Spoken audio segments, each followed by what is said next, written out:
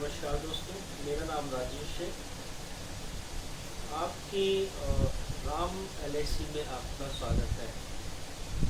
अभी तक हमने सीखा present indefinite, present continuous tense. आज हम सीखेंगे प्रेजेंट परफेक्ट टेंस। देखिए, मैं 2 मिनट आपका टाइम और लेना चाहूँगा कि अगर हम कोई काम कर रहे हैं तो बहुत अच्छे से करें। इंग्लिश सीखने का मेन पर्पज़ जो होता है, हम क्यों सीखते हैं, कैसे सीखते हैं, और इसी के बारे में बात करूँगा। इंग्लिश सीखने का सबसे बेस्ट तरीका जो है वो है रीडिंग, लिसनिंग, राइटिंग और स्पीकिंग। फर्स्ट जो है वो है लिसनिंग, स्पीकिंग, रीडिंग और राइटिंग। और इससे भी ज़्यादा मोस्ट इम्पोर्टेंट जो है वो है प्रैक्टिस, प्रैक्टिस एंड प्रैक्टिस। बिना प्रैक्टिस के हम कुछ भी नहीं कर सकते हैं। प्रैक्टिस हमारे लिए सबसे मोस्ट है। अगर हमने एक बार प्रेजेंट परफेक्ट टेंस पढ़ा हुआ है, 2 बार पढ़ा है, 3 बार पढ़ा है, 4 बार पढ़ा है, तो वो क्या होता है कि उसका प्रिंट जो है हमारे माइंड में पड़ जाता है और फिर हम कभी भी भूलते नहीं हैं। आइए देखते हैं, मैं आप लोगों का ज़्यादा टाइम नहीं लूँगा और आइए देखते हैं प्रेजेंट परफेक्ट टेंस की definition. Present perfect tense, all these sentences in the present perfect tense, in each sentence's third form of the verb has been used after has or have, so present perfect tense is formed as under। इसकी पहचान है basically जिस वाक्य के अंत में चुका है, चुकी है, चुके हैं, लिया है, दिया है आदि सब आता है उसे प्रेजेंट परफेक्ट टेंस कहते हैं। एक चीज और है, यदि टेंस के अंत में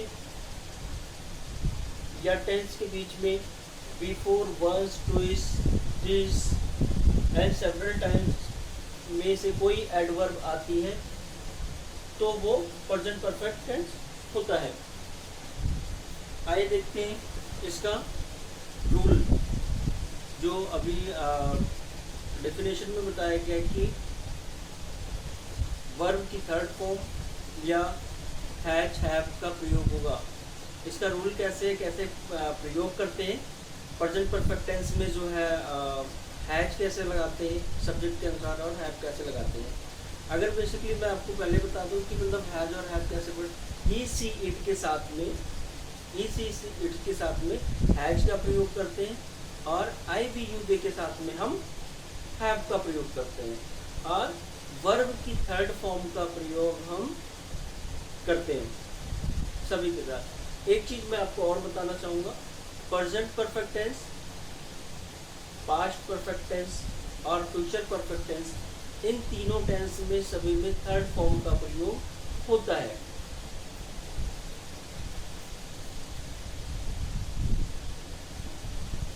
फर्स्ट है अफर्मेटिव सेंटेंस बनाने के लिए हम यूज करेंगे सब्जेक्ट, हैव, हैज और third form of the verb plus object.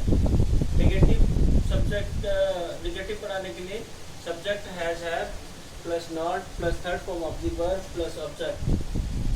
Interrogative बनाने के लिए हैज और have plus subject plus third form of the verb plus adjective.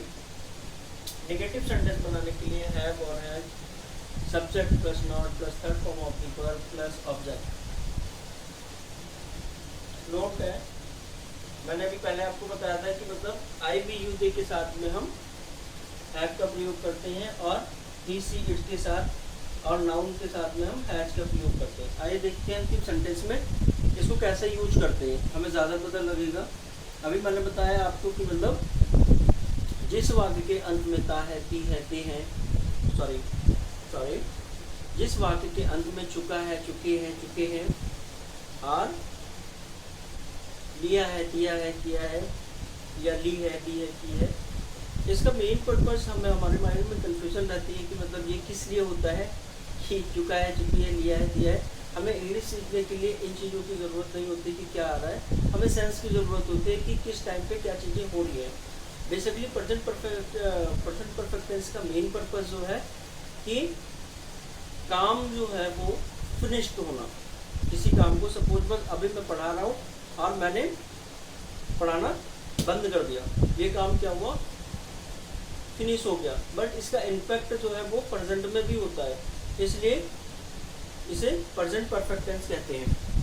Present perfect tense का मेन जो पर्पज है वो काम जो होता है वो पास्ट में पूरा होता है और उसका इम्पैक्ट जो होता है वो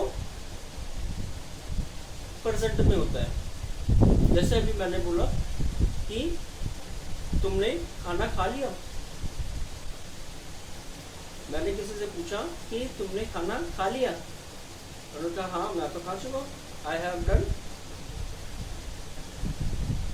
इट। एक चीज़ मैं और बताना चाहूँगा कि मैं ऑफलाइन पढ़ाता हूँ, ऑनलाइन पढ़ाने के लिए मुझे थोड़ी दिक्कत होती है, तो इसलिए डोंट माइंड।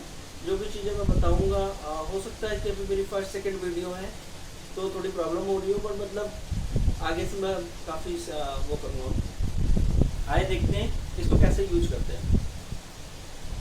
अफर्मेटिव बनाने के लिए I have done my homework, मैंने अपना काम कर लिया। You have help our friend, आपने हमारे दोस्त की मदद की। They have washed their hand, उन्होंने हाथ धोए। जैसे अभी इन्होंने बोला कि they have washed their hand, क्या क्या उन्होंने हाथ धो लिए? किसी ने पूछा खाना खाने के लिए, तुम खाना खाने जा रहे हो, तुम उन्होंने हाथ धोया क्या? तो उन्होंने बोला हाँ धो लिया। तो वही चीज़ यहाँ पे बताई गई है। अब यहाँ पे हमने अभी तक देखा कि first I we you they के साथ में हमने हैव का प्रयोग किया है। अब हम देखते हैं कि मतलब ही सी इट के साथ में हैज का प्रयोग कैसे होता है। हैज का प्रयोग करने के लिए हमें क्या चाहिए होता है, ही सी इट के साथ में सिंगुलर नाउन के साथ में हम हैज का प्रयोग करते हैं और आई वी यू दे के साथ में हम हैव का प्रयोग करते हैं। He has gone to market with his father, वो अपने पिता के साथ बाजार गया है। अब इन्होंने कहा कि वो अपने पिता के साथ बाजार गया है। सपोज बस कोई आया और उसने पूछा कि वो कहाँ गया है, तो आंसर आया कि मतलब वो अपने पिता के साथ बाजार गया हुआ है, यानी हो सकता है कि वो भी बाजार जाना चाहता हो या कुछ भी हो, उसने कहा वो अपने पिता के साथ बाजार गया हुआ है। She had finished her homework, उसने अपना घर का काम पूरा कर लिया। It had rained heavily, भारी वर्षा हुई। I have eaten, मैं खाना खा चुका हूँ।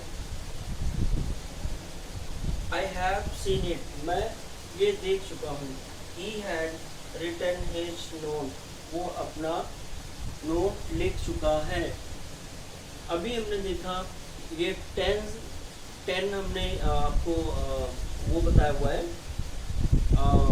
सभी जितने भी इसमें किया था, दिया था, चुका है, चुकी है, इन सभी के हमने 10 टेंसेस आपको समझाए। अब हम सोचे कि नहीं हमने एक बार इसको देख लिया है या एक बार हमने इसको पढ़ लिया और हमारे माइंड में इसका जो प्रिंट है वो फीड हो गया है, या इसकी जो भी चीज़ें हैं वो हमारे माइंड में आ चुकी है, अब हमें दोबारा पढ़ने की ज़रूरत है या दोबारा में देखने। मैं ये नहीं कह रहा कि मतलब आप लोग हमारे वीडियो देखो और उसके बाद ये मैं अपना वीडियो बना रहा हूँ मैं चैनल को करने के लिए, या ये ऐसा है, ऐसा कुछ भी नहीं है। मेरा मेन पर्पज़ ये है कि जो मेरे अंदर जो मेरी नॉलेज है मैं आगे किसी को कर सकूँ, और इसलिए मैं ये वीडियो बना रहा हूँ। दूसरा क्या है कि आप किसी भी चैनल पे आप कोई भी अगर मन से अगर सीख रहे हो, मैं नहीं कह रहा हूँ कि मतलब आप कैसे भी कर रहे हो, अगर आप मन से इंग्लिश सीख रहे हो तो आप किसी भी जो भी चीज़ सीखो, जो भी चीज़ अदर सब्जेक्ट एनी सब्जेक्ट, उसमें हमें क्या करना होता है कि मतलब उस प्रोडक्ट उस चीज़ को बिल्कुल डीपली एंड डीपली सीखो। ये कैसे होता है, क्यों होता है, काहे को होता है, किस लिए होता है, तो तभी हम कोई चीज़ सीख पाएंगे या आगे कर पाएंगे। हम किसी को इंग्लिश बोलते हुए देखते हैं और हमें लगता है यार क्या फर्राटेदार इंग्लिश बोल रहा है, बट हम ये नहीं सोचते कि उन्होंने कितनी मेहनत की होगी, चाहे वो कोई वो है, कोई सेलिब्रिटी हो या कोई टीचर हो या कोई अदर पर्सन हो। Practice practice practice. हमें हिंदी बोलने में कोई दिक्कत नहीं होती। एनी टाइम कभी भी कोई भी होता है, उसे कोई भी क्वेश्चन किया जाता है, वो इमीडिएट उसका आंसर दे देता है किसी भी टाइम से किसी भी सिचुएशन में। बट अगर हमारे पास हमसे ये पूछ लेता है व्हाट इज योर नेम या व्हाट अबाउट योर सेल्फ, तो हमारा माइंड जो होता है वो ब्लैंक हो जाता है, और ये जानते हुए भी कि ये वर्ड होता है, ये वर्ड होता है, ये वर्ड होता है, लेकिन फिर भी हम एक वर्ड बोल नहीं पाते। क्यों? क्योंकि हमारे पास हमने प्रैक्टिस नहीं की होती है। हमने एक बार सुना, दो बार सुना, और उसके बाद फिर हम उस चीज़ को इग्नोर कर देते हैं या कहते हैं यार ठीक है यार, English is the subject. But ऐसा बिल्कुल भी नहीं है। अगर हम प्रैक्टिस करते हैं तो हमारे पास, मैं आपको अपनी चीज़ें बता रहा हूँ, हो सकता है कि वीडियो थोड़ी लंबी हो रही है। मैं खुद बता रहा हूँ,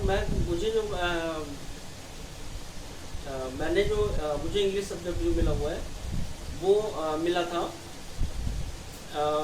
6th क्लास से। मैंने ABCD सीखा था, मैंने यूपी से किया हुआ है, और 6th क्लास से मैंने ABCD सीखा था। और बट जब मुझे लगा कि मतलब अब कॉलेज में आने के बाद मुझे लगा इंग्लिश की ज़रूरत हो रही है, धीरे धीरे करके उसके बाद जॉब में आया तो मुझे और ज़रूरत हुई, तो मैंने धीरे धीरे करके सीखना शुरू किया। अभी ऐसा नहीं है कि मैं अभी बिल्कुल परफेक्ट हूँ, मैं सीख रहा हूँ, और जो मुझे नॉलेज हो रही है मैं औरों को बता रहा हूँ। तो इसलिए मैं आप लोगों से भी रिक्वेस्ट करूँगा कि आप लोगों को भी जो भी आता है, चाहे वो ऑफलाइन, ऑनलाइन या कैसे भी, आप लोग भी एक दूसरे को बताएं। नॉलेज बताने से, बोलने से और बढ़ती है, ना कि कम होती है। धन्यवाद। अगर आपको वीडियो अच्छा लगा हो तो मेरा चैनल लाइक करें, सब्सक्राइब करें एंड शेयर करें। नमस्कार।